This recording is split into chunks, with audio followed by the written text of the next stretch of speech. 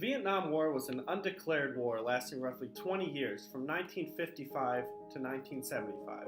Our country sent young Americans across the world into harsh conditions that were unfamiliar to the common American. China and the Soviet Union, along with other communist countries, supported the North against the United States and its anti-communist allies, assisting the Republic of Vietnam. America's escalating involvement was driven by the domino theory. If Vietnam fell to communist control, so would the neighboring countries. Along with any war comes the casualties on both sides. It took the lives of almost 59,000 American soldiers.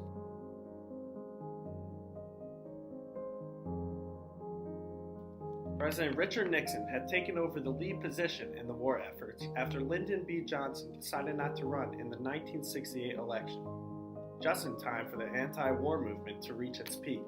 America's innocent students throughout the war were directly affected by the possibility of being drafted and seeing classmates forced to fight a corrupt war. These hateful feelings towards the war led to nationwide anti-war movement events. Washington, D.C. was the location for the largest political rally in the nation's history in 1969, with around 250,000 people gathered. These peaceful and radical movements took the nation by surprise, as the numbers of each protest started to escalate in size. Even national activists around the country swelled the nation's concerns, and students began to discover a revived sense of political responsibility. Students of Muhlenberg began to voice their concerns publicly, as well as faculty seeing delayed building projects due to the war efforts. In result, student council members had a more complicated workload, as the war policies endured throughout the academic community. Student writers for the Muhlenberg Weekly worked especially hard in 1969, documenting on the nationwide events in addition to collecting the diverse opinions around campus. Students, faculty, and activist leaders gathered at Muhlenberg weeks before the National Vietnam Moratorium and hoped to plan events for Wednesday, October 15th. Special editions of the Weekly started to spread quickly around campus, and as the day arrived, Memorial Hall was packed in by over 4,000 people at 10 a.m. for the morning rally. Following immediately after, students from the Allentown College of St. Francis de Sales joined in with Muhlenberg's rally by carrying in a wooden casket cloaked with the American flag, resembling the Lehigh Valley Lives Lost at War. As the day went on, the students were led out into the center city of Allentown to gather signatures for policy changes. A successful 2,100 signatures were taken.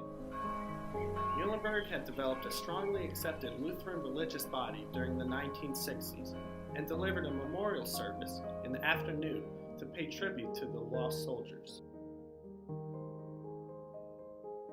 This service changed the tone around Muhlenberg.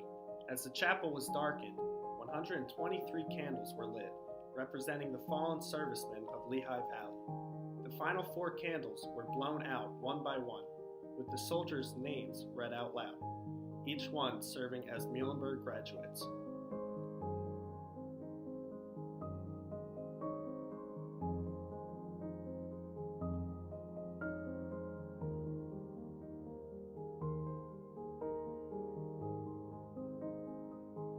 The war never ended until 1975, as Saigon fell to communist forces. The Berg Moratorium was a great success for the city of Allentown. It restored hope into a district where there was a major lack of unity and cooperation.